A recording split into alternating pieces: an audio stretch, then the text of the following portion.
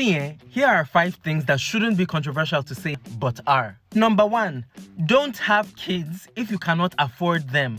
I feel like this is a very common sense thing to say. However, when a person should say that they don't want to have kids because they're not financially ready, the response they usually get, especially from the older generation, is, well, now God they keep picking. Really? That is why a lot of people bring children into this world to suffer. I don't understand this attitude of just have children and whatever will happen will happen. I don't know how people can be so callous, because I recently got kittens, 2 cats, and I have sleepless nights worrying about the food I'm giving them. Is it enough? Is it good enough? But some people will just have children and just throw caution to the wind. So I personally, I'm just not understanding. Number 2, it's not true that women are built to cope with infidelity. Let me tell you a story. In my area here, about 3-ish, 4-ish weeks ago, one man killed his wife. And do you know why he killed her? It's because he found out that she was cheating on him. Now, let me bust your brain. This guy had cheated on his wife in the past with her sister, and she forgave him. But when she cheated on him and he found out, he killed her. And I was talking to somebody about this the other day, and they said, well, men are more jealous than women. Women are built to deal with their husbands cheating. They can tolerate that kind of thing, but men cannot. Is it that, or could it be perhaps that men are raised to disrespect their wives and women are raised to chest that disrespect? Women are not naturally predisposed to accept disrespect. It is a learned behavior. So when men encounter women who do not disrespect themselves, it's a problem. Anyway, moving on. Number 3, women, make your own money. About a year or so ago, I made a video talking about any woman who her goal in life is to live off her husband 100%, that she doesn't have sense. I said, even if you must chop your husband's money, make your own money as well. It's not wise to put your life in the hands of another person, whether you're a man or a woman. That was what I said in that video. And when I made that video, I was actually on the fence about posting it, because I thought, personally, I like to provoke conversations with my videos. But I thought, this video, everybody's just going to be agreeing with me in the comments. Maybe I should not even post it. But then I was like, I have recorded it, I've edited it, let me post it.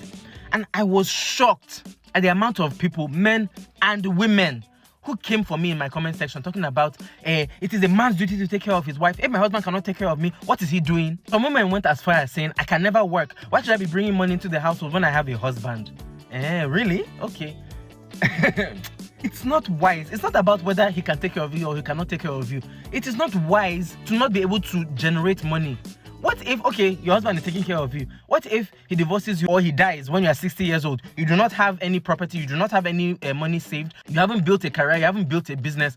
How do you want to start making money at that age? It's not wise, and I'm shocked. I am still shocked that in the year 2024, there are still people who think like this. Number 4, many religious leaders are sexual predators. Yes, I said it, and I said it with my chest. Anybody that is paining, I'm in my house, come and beat me. This is not my opinion. This is simple fact, and I'm not talking about Muslim, Christian, Hindu, all of the religions. A lot of clergy people are sexual predators.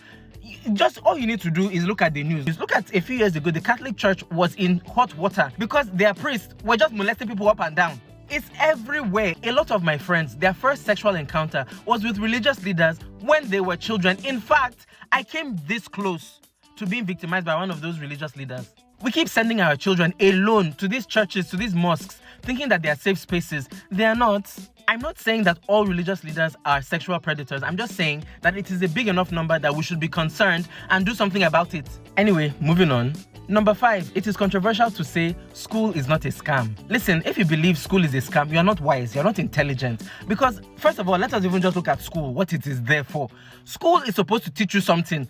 The end. Whether or not you get a job with your degree is not school's business. You understand? It is companies that are using school as a metric to measure whether you can do the job they need you for. That has nothing to do with school.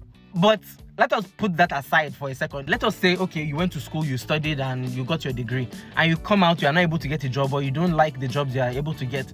What stops you? If you read medicine, who said you must be a doctor? Can't you parlay it into something else? Me, for example, I went to school to study journalism. When I came out of university, I got jobs in my field, but I quickly realized journalism, or at least Nigerian journalism, is not for me. So I took what I learned in my course.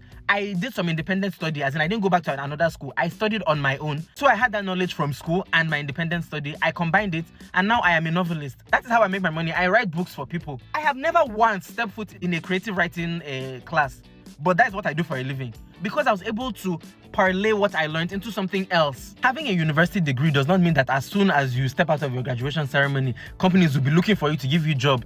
Those were our parents' days. Those days are gone. Finding a job is not easy. There's so many, just even think about it now. There are so many people looking for jobs. There's no way you're going to easily get a job. School is not a scam. You just don't know how to leverage what you have to get what you want. Stop blaming education for that.